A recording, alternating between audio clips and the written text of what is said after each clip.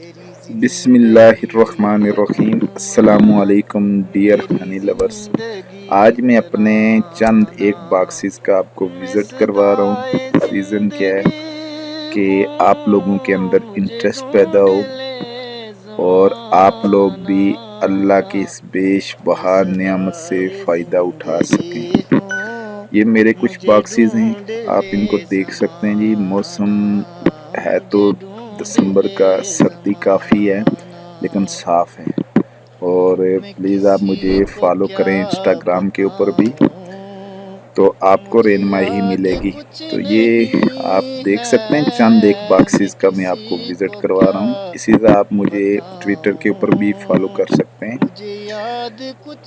یہ میرے دیواروں کے اندر ہائیو ہیں۔ دیواروں کے اندر ہائیو کا طریقہ کیا ہے، کیسے بناتے ہیں سائنٹیفک انداز میں، وہ بھی میں آپ کو ذرا بتاؤں گا۔ یہ ہمارے علاقے کا ویو بھی آپ دیکھ لیں جی، ساتھ ساتھ سارے یہاں پہ جو درخت ہیں وہ پھل فروٹس کے درخت ہیں، جنگلی مختلف قسم کے پھول ہوتے ہیں۔ ذرا آپ لوگ اگر ذات کشمیر سے ہیں تو آپ کو اپنے علاقے کا اچھے طریقے سے علم ہے۔ آج یہ ہے کہ آج برف پڑ رہی ہے، اور برف کے اندر کچھ میرے باکسز باہر پڑے ہوئے ہیں، اور آپ سمجھتے ہیں کہ ہنی بیز اپنے جو باکس کا درجہ حرارت ہے وہ مینٹین رکھتی ہے، مگر جو باکس باہر پڑے ہوتے ہیں اس کے اوپر ان کو زیادہ محنت کرنی پڑتی ہے۔ اگرچہ ہم نے ان کو بڑے اچھے طریقے سے پیک کیا ہوتا ہے، سردیوں سے بچانے کے لیے ہم نے سمجھ لیں بہت اچھے طریقے سے پیک کیا ہوتا ہے، مگر پھر بھی ان کو بہت زیادہ محنت کرنی پڑتی ہے کمپیئر ایز اگر آپ کہتے ہیں کون سے جی، وال کے اندر جو ہم نے باکس بنائے ہوئے ہیں، وال کے اندر بھی جو ہم نے باکس بنانے ہیں وہ بالکل سائنٹیفک انداز کے اندر باکس بنانے ہیں۔ یہ جو باہر ہیں دیکھیں برف ان کے اوپر پڑ رہی ہے، تو یہ وال کے اندر ہے، تو وال کے اندر ان کو محنت کم کرنا پڑتی ہے، کیونکہ سردی ہو یا گرمی ہو دونوں طریقے سے وہ پروٹیکشن ان کی ہوتی ہے۔ تو یہ دیکھیں ابھی میں آپ کو اندر سے دکھا رہا ہوں جی، اپنے وال کے اندر جو ایک باکس میں نے بنایا ہوا ہے۔ وال کے اندر باکس بنانا کیسے ہے، یہ سارے کا سارا مٹی کا، میں سارا اس کا ویو آپ کو دکھا رہا ہوں۔ یہ سارے کا سارا مٹی کا بنایا ہوا ہے جی۔ ان کے سائڈوں کے اوپر جگہیں کیسے بنانی ہے، اس کا سائز کیا ہونا چاہیے، تو وہ سائز اس کا وہی ہونا چاہیے جو میں آپ کو جدید پہاڑی مکھیوں کے لیے باکس، میری ویڈیو آپ نے اس کو دیکھ لینا ہے کہ اس کے اندر میں نے کیا سائز بتایا ہوا ہے، اور سیم میتھڈ سیم ہے۔